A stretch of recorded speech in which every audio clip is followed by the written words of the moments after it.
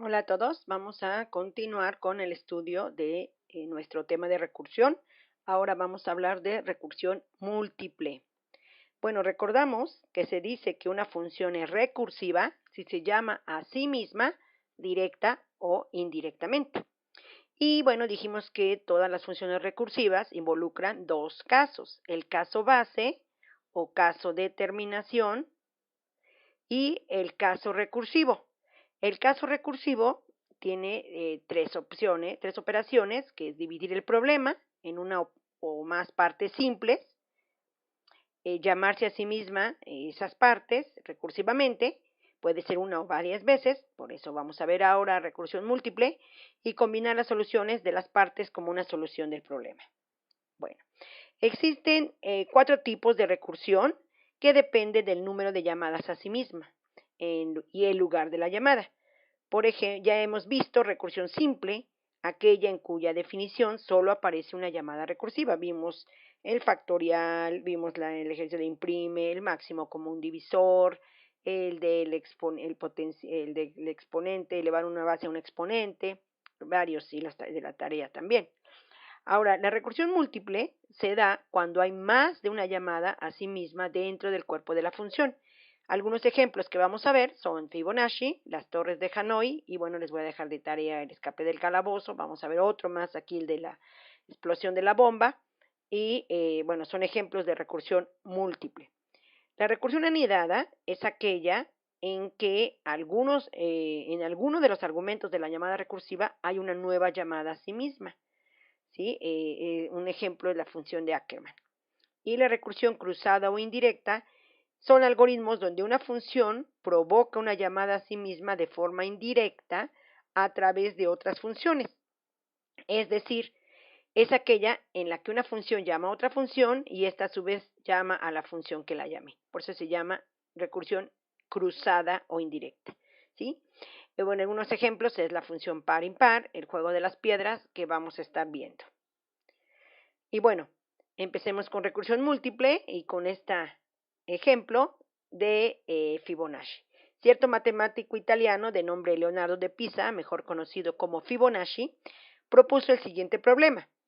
Suponga que acabamos de comprar una pareja de conejitos. Al cabo de un mes, aquí tenemos nuestra pareja de conejitos, al cabo de un mes, esa pareja se vuelve adulta. En el mes 0, en el mes 1, esa pareja se vuelve adulta. Y al mes siguiente, segundo mes, esa pareja de conejitos, que es una coneja y un conejo, tienen dos conejitos, también coneja y conejo, ¿sí? Al siguiente mes, esa pareja de conejitos vuelve a tener otros conejitos y los conejitos que nacieron el mes pasado ya se vuelven adultos. Al siguiente mes, esta pareja de conejos sigue teniendo otros conejitos. Esta pareja que había sido ya adulta, ¿sí? También tiene otros conejitos y estos conejitos que eran pequeños se vuelven adultos. Y así consecutivamente cada mes. ¿Sí? Cada mes, cada pareja de conejos adultos tiene una pareja de conejitos y cada pareja de conejitos nacida en el mes anterior se vuelve adulta. La pregunta es, ¿cuántas parejas de conejos adultos habrá al cabo de n meses? De conejos adultos al cabo de n meses. Si vemos en el mes quinto, tenemos 1, 2, 3, 4, 5. 5 parejas de conejos adultos. Bueno, para resolver este problema, llamamos Fn al número de parejas al cabo de n meses. Fn es el número de parejas al cabo de n meses. La sucesión de números siguientes se recibe el nombre de sucesión de Fibonacci. Y va así, al mes 0, pues hay solo una. Al mes 1 hay una pareja de conejitos que creció. Al mes 2 ya hay dos, la que creció más los que nacieron. Al mes 3 son 3, los que nacieron, los hijos, más los nuevos que acaban de nacer, y así. Al mes 4, al mes 5. La serie es 1, 2, 3, 5, 8, 13, 21, y así se va formando. La serie consta de números naturales que se suman de los dos anteriores a partir del 0 y el 1. Por ejemplo, son 0 y 1, y el mes 2 es los dos anteriores, 1 más 1. Al siguiente mes son los dos anteriores, el 2 más el 1. Al siguiente mes es el 3 más el 2, 5. Al siguiente mes es el 5 más el 3. Y así se viene formando la serie de Fibonacci. Entonces, la serie de Fibonacci, si la pensamos recursivamente, acuérdense que aquí hay que pensar siempre, decir que lo pensamos recursivamente quiere decir que lo debemos definir en términos de sí mismo, ¿sí? Buscar la manera en que pueda resolverla en términos de sí mismo más pequeño. Entonces, aquí tengo f de n y lo puedo resolver como f de n menos 1 más f de n menos 2, así dijimos, ¿no? La suma de los dos anteriores para n mayor o igual que 2 y f de n es igual a 1 para 0 y 1. Si esta es nuestra, como ya pudimos definir en términos de sí misma nuestra serie de Fibonacci, ¿cómo la definimos recursivamente? De entrada, recuerden, tenemos que pensar, ¿cuál sería nuestro caso base? Cuando n es 0 o 1. Nuestro caso recursivo, pues aquí lo tenemos. Entonces podemos definir simplemente así, ¿no? La serie de la función recursiva Fibonacci, cuando recibe n, si es 0 o 1, regresa 1 inmediatamente, es nuestro caso base. Y la llamada recursiva sería llamar a la Fibonacci de n-1 más Fibonacci de n-2. Aquí en el reto 1 hacemos la suma de cómo obtener Fibonacci de n. Para las llamadas recursivas es muy común utilizar un árbol. Este es un árbol de llamadas recursivas en el que cada nodo es una llamada. Si se fijan, el otro era casi en serie, pero aquí no es lineal, aquí es ya un árbol que depende del número de llamadas. Fibonacci de 6 llama a Fibonacci de 5, aquí como lo vemos, no es 0 ni 1, entonces llama a Fibonacci de n-1 y Fibonacci de 4. Para poder regresar, tenemos que resolver primero Fibonacci de 5 y luego, ya que tenemos Fibonacci de 5, tenemos que resolver Fibonacci de 4, sumarlos y entonces podemos obtener Fibonacci de 0. Pero para obtener Fibonacci de 5 tenemos que entrar y resolver Fibonacci de 4 y Fibonacci de 3. Primero vemos Fibonacci de 4 como Fibonacci de 3, Fibonacci de 2, Fibonacci para resolver Fibonacci de 3 y así, hasta que llegamos al caso base, en el cual estos van a regresar 1, 1 más 1, 2, luego este es 1 más 2, 3, y así vamos a irle, ¿no? 1 más 1, 2, 3 más 2, 5, y el de 3 es, otra vez vendríamos y sumaríamos, ¿no? 2, 3, entonces 3 y 5, 8. Y así vendríamos obteniendo la serie de Fibonacci. ¿Okay? Esto, cuando hagamos pruebas de escritorio o pensemos cómo entender qué salida nos daría, pues en el caso de las recursivas, pues hay que una buena idea es hacer este árbol de llamadas recursivas. Bueno, resulta sorprendente que una construcción matemática como la serie de Fibonacci aparezca recurrentemente en la naturaleza. Es muy bonito lo que lo que implica estos números. Hay muchos videos al respecto. Por ejemplo, la distribución de las hojas alrededor del tallo, la reproducción de los conejos o la disposición de las semillas en numerosas flores y frutos se produce siguiendo esta secuencia. Les voy a mostrar un pedacito de este video, aquí se los dejo, que me parece muy interesante, precisamente de lo que se puede obtener o cómo se comporta en la serie de Fibonacci. Déjenme ponerlo. Los números de Fibonacci poseen varias propiedades interesantes. Las ramas y las hojas de las plantas se distribuyen buscando siempre recibir el máximo de luz para cada una de ellas. Por eso, ninguna hoja nace justo en la vertical de la anterior. En general, las hojas nacen siguiendo una espiral alrededor del tallo. Si a una hoja de la base del tallo le asignáramos el número 0, y luego, contáramos cuántas hojas hay en el tallo hasta encontrarnos directamente sobre la hoja 0, veremos que en la mayoría de las plantas este número pertenece a la sucesión de Fibonacci, como así también el número de vueltas dadas hasta encontrar la superposición. La flor del girasol, por ejemplo, tiene 21 espirales que van en una dirección, y 34 que van en la otra. Ambos son números consecutivos de Fibonacci. El largo de las falanges también respeta la sucesión. Como así también los brazos en espiral de las galaxias. Quizás una de las más curiosas, es que el cociente de dos números consecutivos de la secuencia, se aproxima al llamado número de oro. Este número, descubierto por los renacentistas, tiene un valor de 1,618, y se lo consideraba el ideal de la belleza. Un objeto que tuviese esta proporción, era estéticamente más agradable que uno que no lo hiciese. Por ejemplo, la proporción ideal de un ser humano se cumplía si la proporción entre su altura y la altura de su ombligo era la del número de oro. La sucesión también está presente en el arte, en la relación entre las partes del Partenón, en los objetos y personas que aparecen en las obras de Miguel Ángel y Da Vinci, y en las estructuras formales de las sonatas de Mozart, y en la Quinta Sinfonía de Beethoven.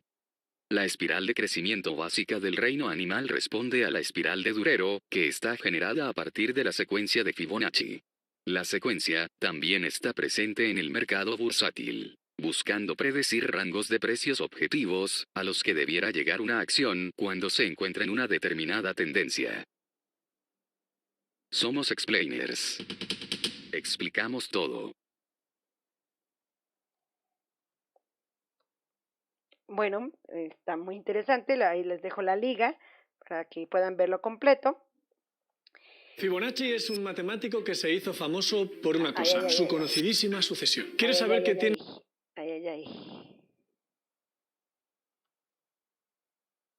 Perdón, ya. Seguimos. Recursión, ahora vamos a hablar sobre recursión múltiple. Ya vimos cómo cómo se resuelve la serie de Fibonacci usando una recursión. Es muy fácil resolverla. Si se fijan, aquí es donde empezamos a ver las ventajas de utilizar recursión. Si lo pensamos en secuencia, pues tampoco nos va a costar a lo mejor mucho trabajo, pero tenemos que pensarlo un poquito más. Ahora, la recursión múltiple, hay otra que muy famosa, que se resuelve con recursión múltiple, que son las torres de Hanoi. La leyenda cuenta que en un templo del lejano oriente, los sacerdotes intentaban mover una pila de discos de una estaca a otra, ¿sí? O de una torre a otra. La pila inicial tenía 64 discos ensartados en una estaca y estaban acomodados de abajo hacia arriba en orden de tamaño decreciente. Los sacerdotes intentan mover la pila de discos de una torre hacia otra con las restricciones siguientes. Solo se puede mover un disco a la vez. No puedo mover toda la bola de estaca, solo un disco a la vez. Ningún disco más grande debe colocarse encima de uno más pequeño. Quiere decir que si yo coloco este azul aquí y luego quiero colocarle el cian, no lo puedo hacer. ¿Sí? Tengo que poner el azul y el cian en otro lado y luego ya poner sobre el cian el azul. Y bueno, se tienen 3 torres. Y la tercera torre, que puede ser cualquiera, está disponible para alojar temporalmente a los discos, ¿sí? Voy a ponerles aquí también un video de una explicación de los movimientos antes de que lo resolvamos recursivamente.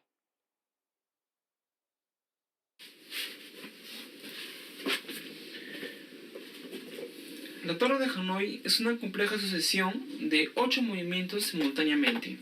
Estos 8 movimientos van formando un patrón. Lo que tenemos que hacer es encontrar este patrón, analizarlo, cómo se van hilando los movimientos para formarlo. Y vamos a hacerlo simplificando al máximo, reduciendo a su más simple expresión. La torre de 1. La torre de 1, un solo movimiento para que llegue al final. Seguimos con la torre de 2. Lo ponemos en medio para que pase la base y luego vuelve. ¿Cuántos movimientos? 3 movimientos, ¿no? 1, 2, 3, para que pase al final. Pero si queremos que vaya en medio, empezamos al final. 1, 2, 3. De esta forma hacemos una torre de 3. Para que termine acá, eso tiene que estar en medio. Y para que eso esté en medio, él tiene que empezar acá. Entonces la torre de 3 empieza al final. 1, 2, 3, pasa a la base y otra vez otros 3, 3 y terminamos. ¿Cuánto hemos empleado? 3 más 1 más 3, 7 movimientos. Y la particularidad de la torre de 3 es que hemos empezado acá y terminó acá. Si empezamos acá, ¿qué pasa? 1, 2, 3, 4, 5, 6, 7. Terminó ahí. Entonces, en donde quiero trasladar la torre de 3, ahí empiezo. Si quiero que empiece acá, termine en el inicio, empiezo ahí. ¿Ven? De esta forma vamos a hacer la torre de 4 también. Si quiero que pase la base, esto en medio. Y la torre de 3, ¿cómo se mueve en medio? Empezando en medio. Acá nos toma 7 movimientos, 8, y por acá otros 7. 1, 2, 3, 4, 5, 6, 7. 7 más 1 más 7, 15 movimientos para hacer la torre de 4. Bueno, ya vimos cómo se está haciendo los movimientos de la torre para cambiar los discos de una torre a otra. Bueno, ahora vamos a hacer nuestra actividad. Ya pensando en que nos explicaron cómo se va moviendo, bueno, ahora hagamos una función recursiva que obtenga la secuencia precisa de movimientos para transferir de n discos de una torre a otra, ¿sí? Si nosotros pensamos recursivamente, recuerden, yo siempre quiero que ustedes piensen recursivamente en esto, tengo que pensar, ok, ¿cómo lo defino en términos de sí misma? Entonces, si atacamos el problema con recursividad, mover n discos puede considerarse en términos de mover solo n-1 discos, ¿sí? ¿De qué forma? Bueno, muevo estos n-1 discos, ¿sí? Lo puedo mover a la torre 2, luego muevo el más grande, lo muevo a la torre 3 y muevo los n-1 discos a la torre 2. Y ya lo tendría yo muy contenta de la torre 1 a la torre 2. ¿Sí? Así podría yo hacer mover n-1, mover el que se queda solito y luego volver a mover n-1. Pero ¿cuál es la realidad? Que no puedo mover, de acuerdo a las reglas, n-1, ¿sí? Completos, tengo que mover de uno en uno. Entonces, bueno, podría decir, bueno, no puedo mover n-1, pero puedo mover n-2. Estos n-2, si quiero llegar como a la torre 2, pues lo muevo hasta la torre, ocupo la torre 3 como temporal, luego muevo el siguiente a la torre 2 y regreso estos a la torre 2. Entonces ya moví los n-1 que tenía acá, moviendo los n-2. Pero nuevamente, no puedo mover n-2, o sea, no puedo mover 2, tengo que mover 1. Entonces, ¿cuándo termina este proceso de estar moviendo así en paquetes? Cuando voy a mover solo un disco, cuando n es igual a 1, es decir, cuando ese entonces es mi caso base, es el caso en el que es el caso trivial, en el que ya no tengo que hacer ninguna recursión realmente, sino solamente tengo que mover un disco directamente a la posición en la que quiero que quede, ¿sí? Entonces, recursivamente, así lo podemos ver, que mover n discos es igual a mover n-1 discos a una temporal, mover el disco de abajo a la torre final y luego volver los n-1 discos a la torre final. Bueno, continuamos siguiendo nuestra actividad, es escribir un programa que resuelve el problema de las torres de Hanoi para n discos y 3 torres. El programa deberá desplegar las instrucciones precisas que seguirá para mover una pila de discos desde la torre inicial hasta la torre de destino. Por ejemplo, para mover una pila de 3 discos de la torre o de la estaca 1 a la 3, el programa debe desplegar los siguientes movimientos, que eran los que mostraban en el video el muchacho, ¿no? Mueve de una la torre, el disco que esté en la torre 1 encima, lo mueve a la 3, que esté que quede encima de la torre 1 lo mueve a la 2, el que esté encima de la torre 3 lo mueve a la 2, y estos son los movimientos. Ya no lo hice dinámicamente, pero es lo que tendríamos que ir haciendo, lo que iba haciendo, ¿no? De 1 a 3, va moviendo los discos. Ok, y esa es la solución para cuando tenemos 3 discos. Ahora, ¿cómo lo puedo resolver? Bueno, el problema se resuelve utilizando una función recursiva con 4 parámetros, ¿sí? El número de discos a mover. Necesito saber cuántos discos porque es n y n va cambiando, ¿sí? Y acuérdense que tengo que llegar al caso base, que es cuando es solo un disco, ¿sí? Tengo que indicar también, dado que cambia, depende a dónde quiero llegar, entonces tengo una torre temporal y una torre destino y una torre de origen. Entonces, debo indicar dónde está inicialmente insertados los discos, o sea, mi torre de origen, a dónde quiero que se muevan, la torre final, y entonces cuál se va a utilizar como área temporal, como torre temporal. Así mi función de Hanoi tendría estos 4 parámetros, ¿no? Y bueno, pues vamos a hacerla, vamos a programarla. Bueno, ya aquí puse ¿qué es lo que tendría? El algoritmo nuevamente, y nosotros tendríamos que mover recursivamente n-1 discos desde la 1 hasta la 2 usando la 3, ¿sí? Dado que n-1, ¿se acuerdan? Las puse que se movían, el final de n-1 es la 2 y por lo tanto uso la 3 como temporal. Luego el restante muevo de la 1 a la 3 porque la 3 es realmente la final y muevo ya los n-1 discos de la 2 a la 3, ahora usando la 1 como temporal, ¿sí? Recuerden los que les mostré de n-1 cuando lo movemos. Bueno, entonces dijimos que mi prototipo tendría que ser algo así, ¿no? Mi número de discos, mi torre inicial, mi torre final y cuál es mi torre temporal. Así es como la voy a manejar. Aquí nada más tengo el main y bueno, voy a quitarle, la voy a definir aquí de una vez. ¿Sí? Bueno, antes voy a hacer un poquito del main y entonces aquí tendría yo que tener número de discos, ¿no? Y haría yo out, número de discos,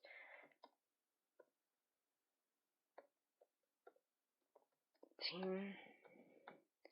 Número de discos y luego llamaría a la torre, a mi programa Hanoi, a mi función Hanoi y le diría, bueno, va el número de discos. Ahora, ¿cuál es mi torre? Le podría yo preguntar al usuario, pero aquí yo la voy a poner. ¿Cuál es mi torre de origen, mi torre inicial? Bueno, es la torre 1, ¿no? ¿Cuál es mi torre final? La torre 3. ¿Y cuál voy a usar temporalmente para almacenar? La torre 2. Así pasaría yo mis parámetros. Puedo haber leído del usuario cuál es la torre inicial, todo, pero aquí yo la estoy pasando así. Una vez que termina, pues ya me debería demostrar, ya acabó, y debería demostrarme en la función los movimientos necesarios para mover esta torre, ¿sí? Bueno, estas son las tres. Dijimos que tenemos un caso base, ¿verdad? Aquí voy a poner mi caso base y mi caso recursivo. ¿Cuál es mi caso base? Bueno, cuando nd es igual a 1. Es mi caso directo. Cuando nd es igual a 1, bueno, además estoy de las funciones de tipo void, porque se fijan, aquí no voy a hacer sumas, aquí no voy a hacer cálculos, simplemente voy a mandar a escribir la serie de pasos que debe ir haciendo para lograr mover n discos de una estaca a otra, o de una torre a otra. Entonces, aquí es un caso directo en el que voy a escribir precisamente el movimiento. Y entonces aquí escribo, como cuando viene 1, tengo que poner que tiene que mover de la torre origen, de la torre inicial. Aquí le voy a poner así una flechita como se los mostré. Ahí. A la torre final. Aquí no tengo que usar almacenamiento, nada, porque nada más es una, de la inicial a la final, punto. Eso es todo lo que tengo que hacer. Ahora, else, mi caso recursivo, ahí sí tengo que hacer más. Cuando es 1, directo, es el movimiento. Cuando no es 1, ¿qué tengo que hacer? Bueno, aquí viene la recursión múltiple. Si es n mayor que 1, tengo que llamar a Hanoi nuevamente. ¿Con qué? Pues con nd menos 1. N discos menos 1. Ahora, la torre inicial, ¿cuál es? Pues en la que estoy, ¿sí? La torre en la que entra, la torre inicial. Pero ¿a dónde lo voy a mandar? No voy a mandarlo a la torre final, lo voy a mandar para n-1, su torre final es la temporal, ¿sí? Y voy a usar la torre final como temporal. Recuerden, aquí lo importante de entender son los parámetros. Este es el orden en que los recibe. Este es el orden que le estoy indicando. Mi torre inicial, sí es la torre inicial, pero ahora mi torre final, que es la que va a recibir aquí, no es la final, sino la final para n-1 discos, que es la temporal, que sería la torre 2. Y esta y la torre final, que sería la torre 3, es la que voy a usar temporalmente. Sí, quiero que recuerden aquí, como le hacíamos, decíamos, tengo n-1, esta n-1 disco lo voy a pasar a la torre 2. Esa es la torre final para n-1. Luego voy a mover directamente el de abajo a la torre final y luego otra vez los 3, n-1 a la torre final, ¿sí? Eso es lo que estamos haciendo. Y en el siguiente estamos haciendo lo mismo. Ahora, para n-1, para estos 3, su torre final era esta. Pero no voy a mover estos, voy a mover n-2. Entonces, la torre final de n-2 no puede ser esta, sino tiene que ser esta, para que pueda mover el café para acá, ¿sí? Entonces, muevo esta y regresamos esta. Entonces, para n-1 su torre final es esta. Eso es lo que estamos haciendo aquí. Origen, su torre final es la temporal y esta es la final lo ocupo como temporal. Luego, aquí podríamos hacer el movimiento directo, pero a mí me gusta pasar un solo disco, que es para que se cumpla el caso base. Y aquí tu torre inicial es la torre inicial, la torre final es la torre final y la torre temporal es la torre temporal. Pero bueno, aquí no vamos a usarla, pero vamos a escribir esto directamente. También podríamos haber hecho esto y quitar ahí ese, pero me gusta ponerlo así, tal cual caso base. Y luego, Hanoi, ¿qué tenemos que hacer? Pues otra vez los n-1 discos, ahora sí, ¿cuál es su torre de origen? ¿Cuál es su torre inicial? Ya no están en la torre inicial, sino están en la torre temporal que le pusimos acá. Bueno, le voy a poner 0, 1, 2, pero bueno, ya le puse en la que entró inicialmente como temporal. Ahora van a ir a la torre final y vamos a usar la torre inicial como área temporal, ¿sí? Y ya terminamos. Esto es, imagínenselo, este es mover n-2 de la 1, mejor le voy a cambiar, le voy a poner este es de la 1, este es la 3, torre 3, y esta es la torre 2, ¿sí? Torre 1, torre 2 y torre 3. Entonces aquí va a ir a mover de la torre 1 a la torre 3 para que tenga sentido que es la final, y aquí movemos de la torre 1 a la torre 2 usando la torre 3 como temporal, y aquí ponemos de la torre 1 a la torre 3 usando la torre 2 como temporal, y este lo movemos de la torre 2, ahora inicialmente está en la torre 2, lo movemos a la torre 3, ya que movimos el grandote a la 3, y ahora usando la torre 1 como temporal. Creo que está más claro así, T1, T2, T3, para pensar en nuestras torres. Pero tenemos que ir jugando con los parámetros, ¿ok? Bueno, entonces, pues vamos a ver si nos funciona. Ya vieron qué fácil recursivamente hacer las torres de Hanoi.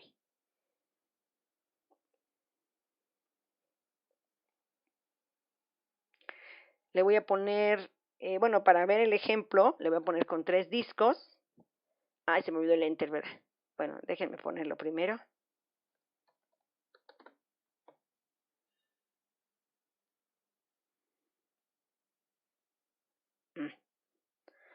Doble punto y coma, no. Y vamos a ver qué sale.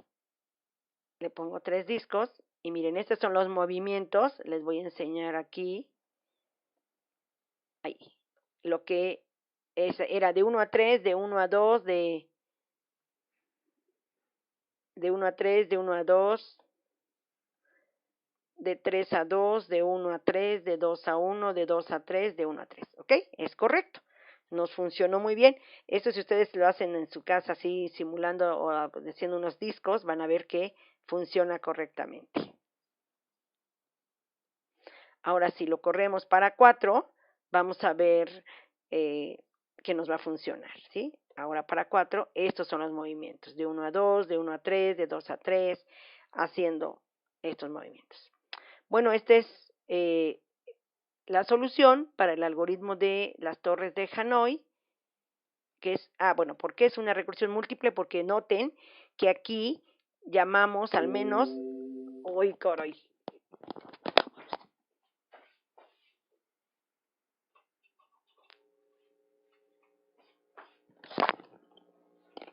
llamamos al menos aquí llamamos 3 veces, y no es por opción, es diferente en la recursión simple, en que podemos tener 2 llamadas, pero no se hacen las dos, sino se hace una u otra dependiendo de las condiciones, pero aquí no. Aquí si se vale else va a ser las tres, tiene que hacer primero esta, luego esta y luego esta, como nuestro árbol como el del Fibonacci, que era nuestro árbol, tenía que hacer primero una y luego forzosamente otra y luego forzosamente otra. Entonces aquí hago 3 llamadas en el de Fibonacci 2, por eso se llama recursión múltiple. ¿Ok? Bueno, regresamos a nuestra, a nuestra presentación. Ok, ya hicimos la torre de Hanoi. Vamos a ver otro ejemplo, no solamente son de los clásicos, y este es un poco más complicado, normalmente lo pongo como actividad, pero pues ahora lo haré con ustedes y ya les pondré más como actividades. En un laboratorio de minerales se están realizando experimentos para predecir las reacciones en cadena que se puede dar al hacer explotar una roca de tamaño N con una bomba de capacidad B. El experimento es el siguiente. Dado dos números, N y B, tal que B es menor que N, N es una roca y B es la bomba. Cuando N explota, se parte en dos números. N1 igual a N sobre B y N2 igual a N menos N sobre B. B produce una reacción en cadena si N1 o N2 son mayores que B. Esto es, si los pedazos resultantes son mayores que la bomba. Eso también, si son mayores que la bomba, también explotan partiéndose nuevamente en dos pedazos según el criterio anterior, o sea, según N1 y N2, ¿no? Este proceso se repite hasta que todos los pedazos resultantes, N1 y N2, sean menores o iguales a B. Por ejemplo, supongamos que N es igual a 10 y la bomba es igual a 3. Al aplicar la bomba B, N se parte inicialmente en dos pedazos. N1 igual a 10 sobre 3, que da 3, son divisiones enteras, ojo, divisiones enteras, y N2 igual a 10 menos 10 sobre 3, 7. Dado que N2 es mayor que 7, este provoca una reacción en cadena. Como N1 es igual a 3, no provoca una reacción en cadena y se debe escribir directo, 3. Ya, porque tenemos lo que nos va a pedir el problema es que mostremos los pedazos en los que se partió la bomba. Entonces, 3 ya no se parten más, se pasa acá. Pero 7 es mayor que 3, por lo tanto, vuelve a estallar en dos pedazos. 7 entre 3 y 7 menos 7 entre 3, 2 y 5. 2 ya no es mayor, por lo tanto, se escribe. 5 es mayor y vuelve a provocar reacción en cadena. 5 entre 3 y 5 menos 5 entre 3. 5 entre 3 es 1 y 5 menos 5 entre 3 es 1, 5 menos 1 son 4. ¿Sí? Entonces, este vuelve a provocar reacción en cadena y va a repetirse 4 entre 3 y 4 menos 4 entre 3. Al final queda 1 y 3. El proceso se repite hasta que todos los pedazos sean menores o iguales a la bomba. Al final, N igual a 10, con la bomba igual a 3, habrá estallado en los pedazos 3, 2, 1, 1 y 3. Esta es la salida, este es el resultado. ¿Sí? Bueno, nos piden escribir una función recursiva que, dado una roca de tamaño N y una bomba de capacidad B, obtenga la reacción en cadena que resulta de explotar la bomba con la roca con la bomba dada. La función debe imprimir todos los pedazos que resultan al explotar N usando B. ¿Sí? Esa es nuestra actividad. Bueno, esa no la escribí, pero ahorita la copiamos.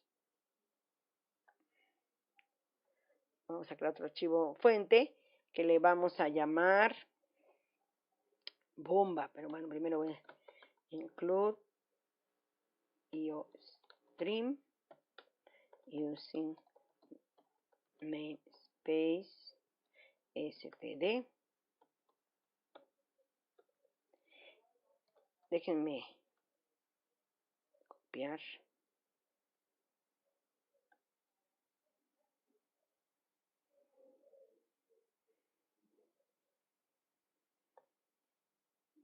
Nada más esto. Porque así tengo aquí el problema y para las reacciones en cadena con la bomba. El experimento consiste de cuando N explota, la verdad, esto es, si los también explotan, partiéndose en dos. Okay. Este proceso se repite hasta que todos los pedazos restantes sean menores. Ok, entonces voy a hacer el main. Si yo pienso en el main, sí, sería, ¿qué tengo? ¿Cuáles son mis datos de entrada? Las dos variables, ¿verdad? La bomba y la roca. Entonces, aquí son enteros. B y N. Y entonces podría pedirle bomba, o roca primero, tamaño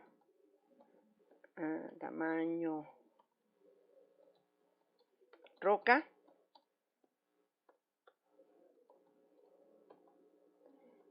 es N, y Cout, tamaño, y bomba, el poder de la bomba,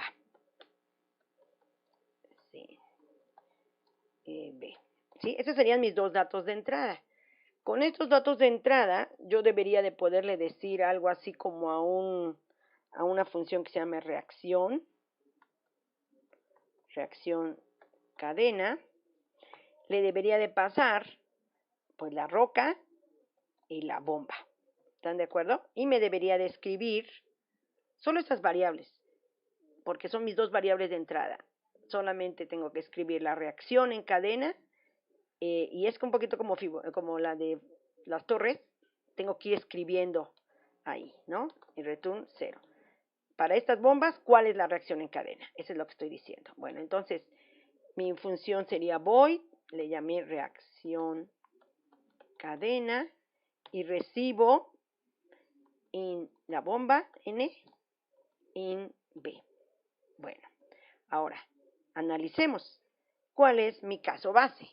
Mi caso base es cuando, si N, si recuerdan en nuestro ejemplo, dice aquí, este proceso se repite hasta que todos los pedazos resultantes sean menores o iguales a B. Entonces, mi caso base va a ser cuando N, cualquier N que entre, sea menor o igual a B. ¿Sí? Ese es mi caso base. Ya no se produce la reacción en cadena. Entonces, yo muchas veces empiezo con el caso base, pueden empezar como quieran, pero siempre pienso en el caso base. Si N es menor o igual a B, entonces este es caso base. Caso base. Ya no hay reacción en cadena. ¿Sí lo vemos? Y lo único que voy a escribir son los pedazos, porque es lo que me piden. Entonces voy a escribir, ¿qué pedazo? Pues N. ¿Sí? N. A lo mejor voy a escribir un espacio y luego voy a escribir un cambio de línea. Así va a ir escribiendo los pedazos dando un espacio. Puedo escribirles comas, pero bueno, te le puse dar un espacio. No importa que N entre. Cuando entre en una N menor que B, ya no hay caso recursivo. Ahora, else,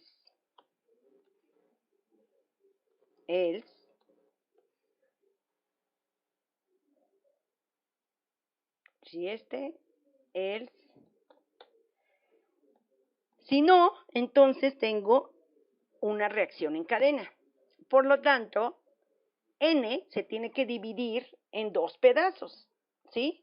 Ahorita voy a usar estas variables para que ustedes lo vean, pero bueno, después lo voy a optimizar.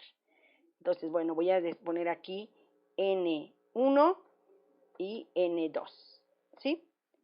Entonces, se va a pedir, N se divide en N1 igual a N sobre B, y N2 igual a N menos N sobre B. ¿Sí? En estos dos pedazos, NB y N menos N sobre B. Ahora, ya lo dividí en estos dos pedazos. ¿Qué tengo que hacer? Podría ponerme aquí a hacer un if. y decir, bueno, si n es menor o igual que 1, entonces ya no entre. Pero para eso tengo mi caso base, ¿no? Cualquier n. Entonces, lo que puedo hacer es llamar a mi función reacción, o lo puedo hacer antes, cadena, ¿sí? N1, mejor lo voy a hacer antes, y B. B siempre es la misma, ¿no? Entonces esta la podría hacer aquí. Calculo N1 y lo mando.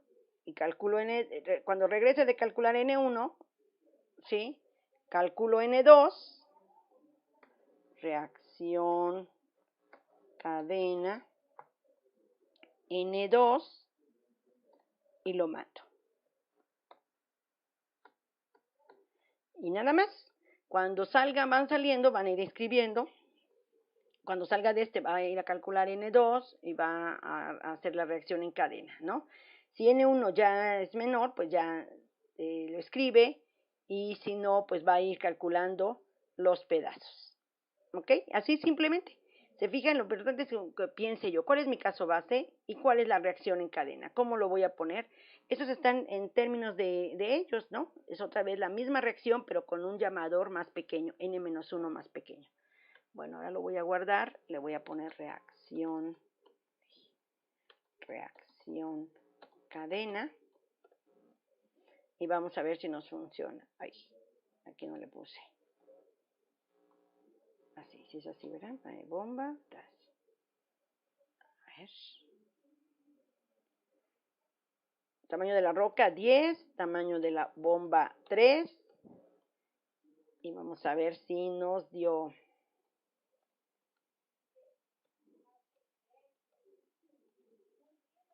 Aquí vemos. 3, 2, 1, 1, 3. Perfecto. ¿Sí? Nos está funcionando. Ahora, me regreso a este y les dije que voy a optimizar. Una de las cosas que les he comentado de las llamadas recursivas es eliminar lo más posible las variables locales por la pila. Recuerdan, la pila crece muchísimo cada vez que tenemos más variables. Entonces, si yo tengo que hacer esta operación la meto dentro, sustituyo y esta operación, que a fin de cuentas es lo que me permite hacer en los pasos de parámetros, pasarla, la meto y pues quito N1 y N2. ¿Se fijan? N1 y N2. Lo corro. Roca 10, 3 y funciona perfecto.